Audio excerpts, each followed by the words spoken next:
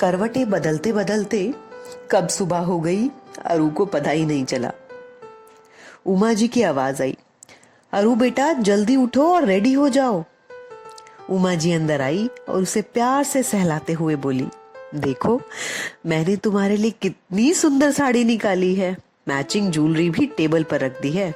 Tension छोड़ो और सब भगवान पर छोड़ दो। ये मोड़ तो हर लड़की की जिंदगी में आता ही है, देखना सब अच्छा ही होगा। आराधना ने अपनी माँ को टाइट हक दी और बिना कुछ बोले ही रेडी होने चली गई।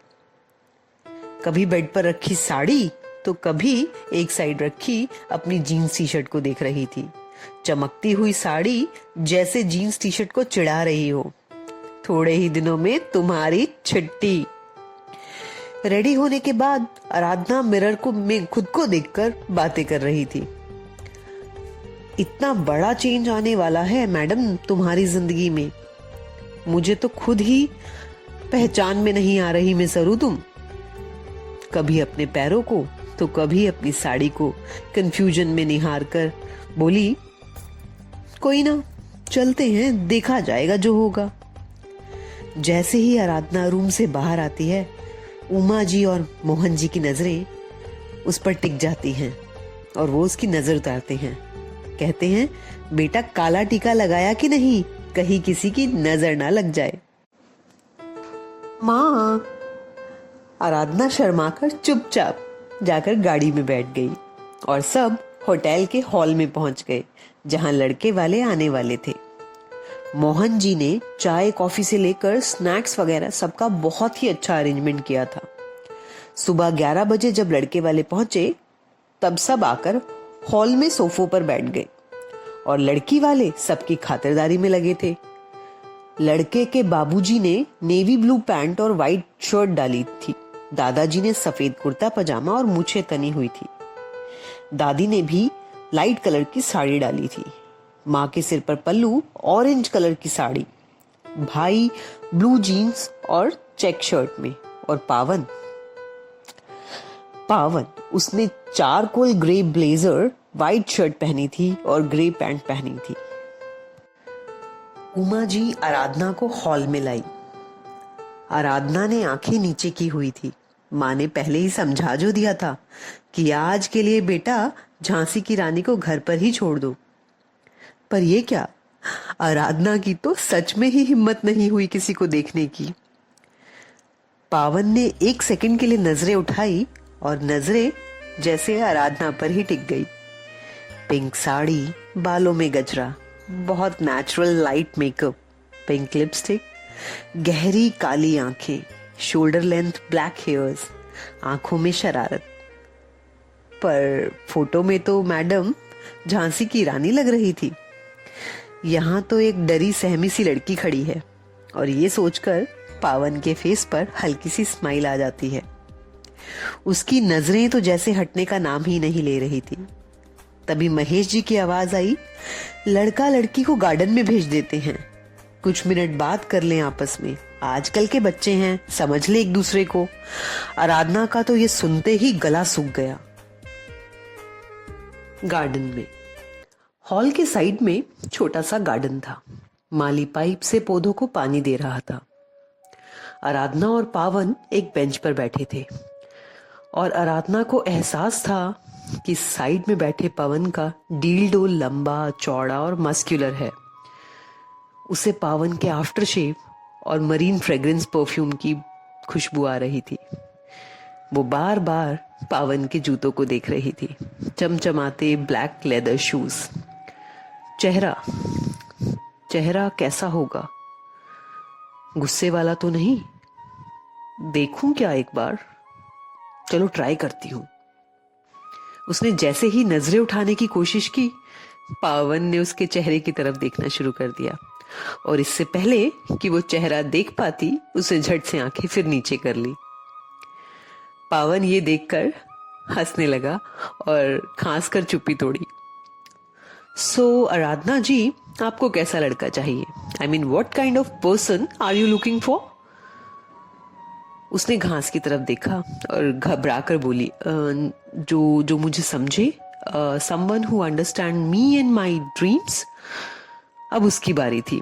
उसने हिम्मत जुटाई और बोली, आपको, what about you?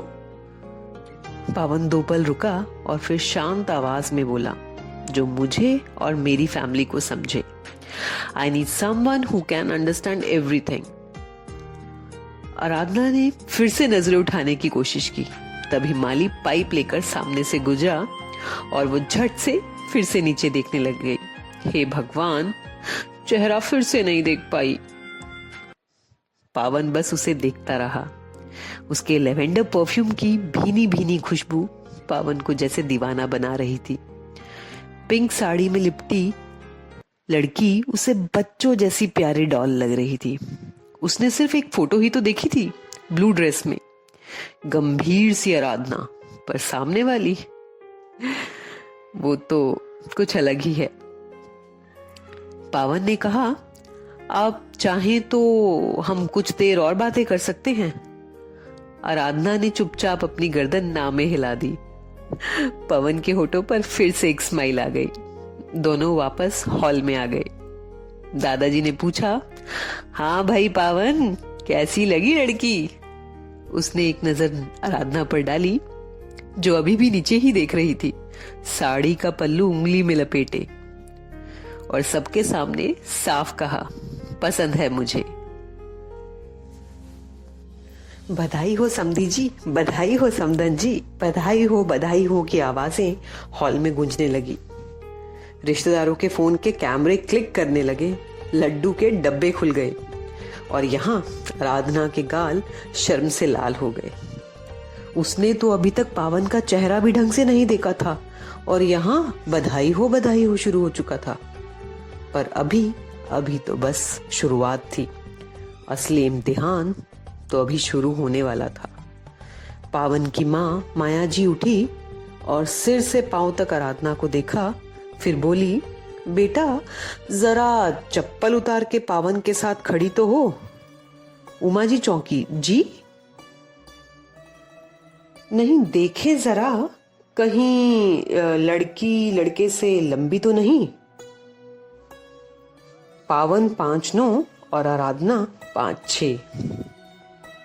माँ ने आराधना को पावन के पास खड़ा किया और बोली, हाँ ठीक है। आराधना को ये सब अच्छा नहीं लग रहा था कि जैसे उसे इंची टेप से नापा जा रहा हो। तभी माया जी की नजर उसकी बाजू पर पड़े जले निशान पर गई। ये कैसा निशान है बेटा? कुछ बोलती उससे पहले ही उमा जी बोल पड़ी, जी वो इसे खाना बनाने का बहुत शौक है, नई नई डिश ट्राई करती रहती है यूट्यूब पर देखकर। कभी कभी हाथ वगैरह जल जाता है, पर दिल की बहुत साफ है। गीली मिट्टी है मेरी लाडू, आप प्यार से ढाल लेना। सिर्फ खाना? माया जी ने बोला, जी घर का और कोई काम तो इसने किया नहीं कभी, क्योंकि दिन रात पढ़ाई में जो लगी रहती है। पर फैशन सेंस हो, डांस हो, गाना हो, पेंटिंग हो, इन सब चीजों में तो इसका कोई जवाब नहीं। पूरी अलमारी ट्रॉफियों से भरी पड़ी है। इंग्लिश तो ऐसे बोलती है जैसे फॉरेन रिटर्न हो। दादाजी ने बात काट दी और हंसकर बोले, आप चिंता ना कीजिए, हमारे घर की लेडीज बाजार तो नहीं जाती, पर बहू तो चली जाया करेगी। पोछा करने वाली बाई है, बर्तन वाली भी लगा देंगे। चिंता मत करो समधन जी, बेटी को कोई दिक्कत नहीं आएगी। दादी भी पीछे नहीं रही, बहू का नाक नहीं बिंदा हुआ शुभ होता है। आराधना खड़ी थी और सब सुन रही थी। एडजस्ट कर लेगी, बाजार चली जाया करेगी, बर्तन वाली लगा देंगे, नाक बंधवा दो, हाइट कितनी है, हाथ पर निशान कैसा है, हर लफ्ज के साथ उसका कैट की ऑनलाइन क्लास, MBA का सपना, सब पीछे छूटता जा रहा था। सब कुछ आंखों से धुंधला हो रहा था। ये कैसा घर है? मैं बहू बनूंगी या शोकेस में रखी गुड़िया? उसने पसंद है तो बोल दिया, पर क्या वो इन सब रीति रिवाजों के खिलाफ बोलेगा? मैंने तो अभी तक उसकी शक्ल भी नहीं देखी। क्या वो मेरे MBA के बारे में सोचेगा। पावन ने एक बार नजरें उठाई। वो सोफे पर बैठा था, चेहरे पर वही गंभीर भाव, पर उसकी मुट्ठी जांघ पर कसकर बिछी हुई थी। वो उसे ही देख रहा था, उसके डरे हुए चेहरे को, कांपती उंगलियों को, झुकी पलकों को।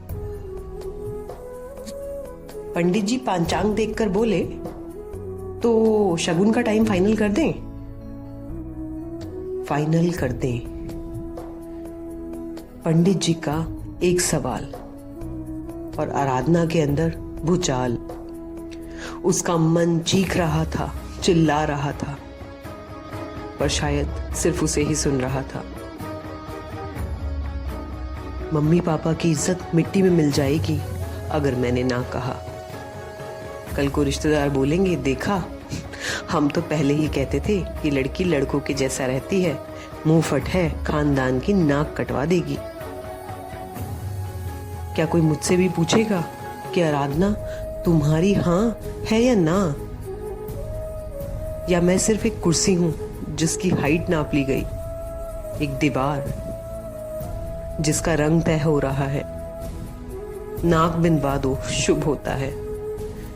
चाहे नाक तो मेरी है, पर शायद मर्जी नहीं। बर्तन पोछा ये तो जिंदगी में कभी किया ही नहीं। मार्केट जाने का फैसला भी मेरा नहीं, तो मैं हूं कौन? इंसान या इस घर का नया फर्नीचर? और मेरे सपने, मेरी पैरों पर खड़े होने की जिद, क्या ये सब कचरा? इतने साल जो खुद को तराशा, ट्रॉफीज जीती, लैपटॉप पर दुनिया बनाई, क्या वो सब अब किसी काम का नहीं? क्या ये घर मुझे, इस आराधना को समझेगा, या सब इस गिल्ली मिट्टी को बहू के सांचे में ढाल देंगे? क्या ये बर्थडे मेरा आखिरी बर्थडे है जहां मैं आराधना हूं, बहू नहीं? तो अब क्या होगा?